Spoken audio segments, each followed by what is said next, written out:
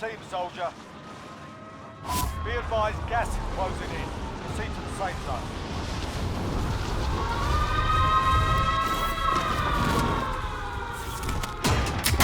Targets are up. Get to work.